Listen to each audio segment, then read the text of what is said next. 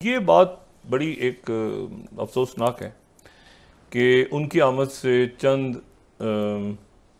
घंटे पहले, मेरा ख्याल है 1 घंटा 1.5 घंटा पहले, ये सानिया पेश आता है और उसमें 40 के करीब शहादतें जमीयत उलमाए इस्लाम का।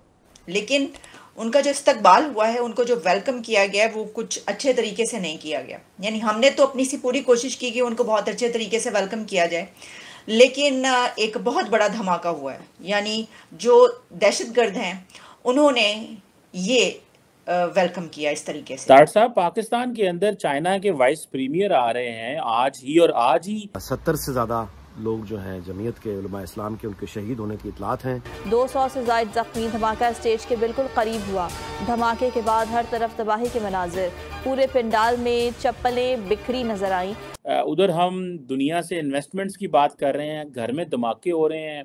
इस्लामाबाद 3 दिन के लिए बंद कर दिया गया चाइनीज वाइस प्रीमियर के लिए तार साहब, लेकिन धमाके तो फिर भी हो रहे हैं। बमबार आया और उसने कलमा पढ़ा, अल्लाह अकबर का नारा लगाया और अपने साथ 44 मुसलमानों को अपने साथ ऊपर ले गया। तो ये अनासर की जो दहशतगर्दी और ये सारा के सेफ नहीं है पाकिस्तान। लेकिन चीमा साहब, एक वेव आ चुकी है सूबा सरा केपी में, एक वेव है।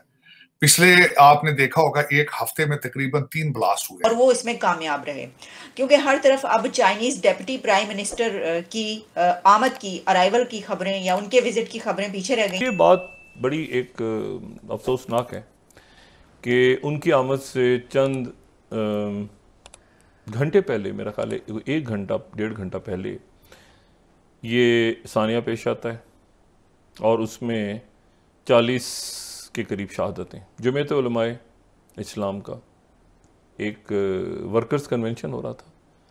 और अभी तक ये बात, मैं मुख्तलिफ वहाँ पे मेरे लोगों से बात हुई वहाँ पे जो इमदादी कार्रवाइयों में और उसमें मुलविस हैं,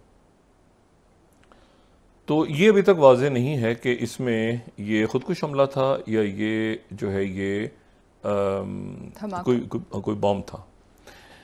और ये जो है ये आप इसको इस तरह से देखें कि इसके फ़ौरन ही बाद जो है वो अफ़गानिस्तान से स्टेटमेंट आई और उसमें अमारात इस्लामिया की तरफ से इस पे ताज़ियत भी की गई और ये भी कहा गया कि वो इसकी मज़म्मत भी करते हैं और उन्होंने अपने आप को अलग किया अमारात इस्लामिया, क्योंकि आगे जाके देखें ये पाकिस्तान, अफ़गानिस्तान, उज़्बेकिस्तान ऑलरेडी मुआहदे हो चुके हैं और वो ये सी पैक के अंदर अफ़गानिस्तान भी आगे जाके शामिल हो जाएगा। लेकिन कुछ अनासर ऐसे हैं जो अभी यहाँ पे इन पूरे प्रोजेक्ट्स को ख़राब करना चाहते हैं।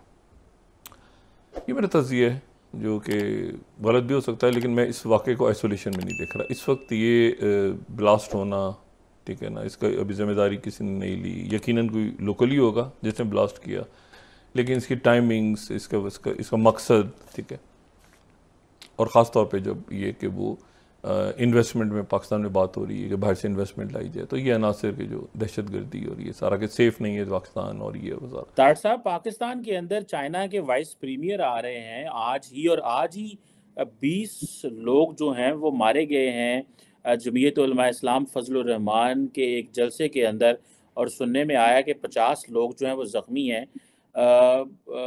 ऊपर से पाकिस्तान में तार साहब इलेक्शंस भी आ रहे हैं कि ये हुकूमत जो है इसका टेन्योर तो बिल्कुल ख़त्म हो रहा है। उधर हम दुनिया से इन्वेस्टमेंट्स की बात कर रहे हैं, घर में धमाके हो रहे हैं। इस्लामाबाद 3 दिन के लिए बंद कर दिया गया चाइनीज़ वाइस प्रीमियर के लिए तार साहब, लेकिन धमाके तो फिर भी हो रहे हैं। क्या हम दुनिया को कन्विंस कर पाएंगे यहाँ पे आके इन्वेस्टमेंट करें? जिस तरह की बातें चल रही हैं कि मिडल ईस्टर्न ममालिक कोई पाकिस्तान में इन्वेस्टमेंट कर रहे हैं, जो चाइनीज़ हैं वो प्रेसिडेंट शी जिनपिंग पाकिस्तान तो नहीं आ रहे, लेकिन वो चाइना, इंडिया तो जाएंगे G20 के लिए। आप कैसे देख रहे हैं इस धमाके को चाइनीज़ वाइस प्रीमियर की मौजूदगी में, जब इस तरह की दहशतगर्दी की एक्टिविटी हो रही है? सर चीमा साहब, मैं इसे सारे को मिला के कुछ आपको सारा कुछ बताता हूँ। खासकर सबसे बड़ी बात तो ये जो धमाका आपने बाजौट डिस्ट्रिक्ट में JUI के कन्वेंशन में हुआ है, जिसमें 20 लोग जो है मारे जा चुके हैं, 50 जख्मी हैं, उनमें से भी अल्लाह ताला उन पे बेहतरी फरमाए, ज्यादती हुई है। लेकिन चीमा साहब, एक वेव आ चुकी है सूबा सरा केपी में, एक वेव है।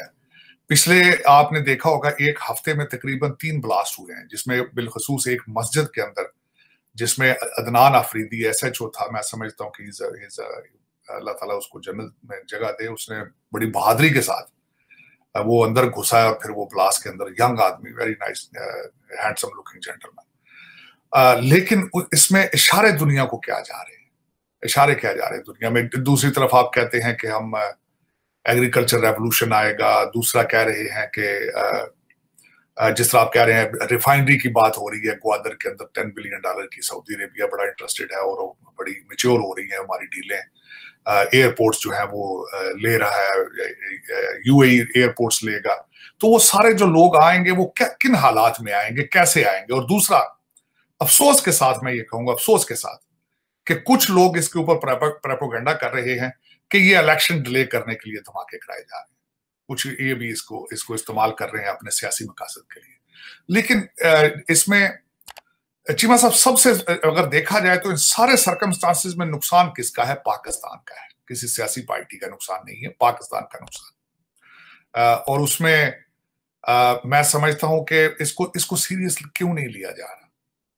अब इससे आगे हम कहां जाना चाहते हैं? जब हम रोकना चाहते हैं हम रोक लेते हैं, सलाहियत है इनके पास रोकने की, ज़रबुल फसाद कर ली जाए, कभी कुछ कर लिया जाए, जो सलाहियत है, लेकिन क्यों नहीं, विल क्यों नहीं है इन चीजों को रोकने की। पाकिस्तान इज स्टिल ब्लीडिंग, और कब तक ये ब्लीड करता रहेगा? लोग कब तक मरते रहेंगे? और मैं यहाँ पे खासकर एक और चीज बताना चाहता हूँ चीमा साहब, इस हफ्ते एक बड़ा सख्त, इससे अलावा हट के चीजें हुई हैं। हम as a not a country we are going bankrupt, matter of fact हम एज ए सोसाइटी बैंकरप्ट हो रहे हैं। उसकी बैंकरप्ट किस तरह हो रहे हैं? हमारी इकदार खत्म होती जा रही है, हमने वैल्यूज खत्म होती जा रही हैं। एक सबसे बड़ी मिसाल जो मैं बताना चाहूंगा, ये दूसरा वाकया है।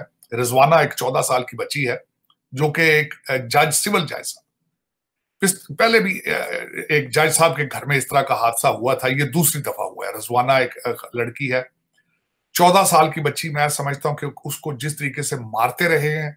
ऐसे वीडियो देखने के लिए नीचे दिए गए सब्सक्राइब बटन को प्रेस कीजिए और घंटी बटन को क्लिक कीजिए ताकि आपको नए वीडियो मिलती रहे।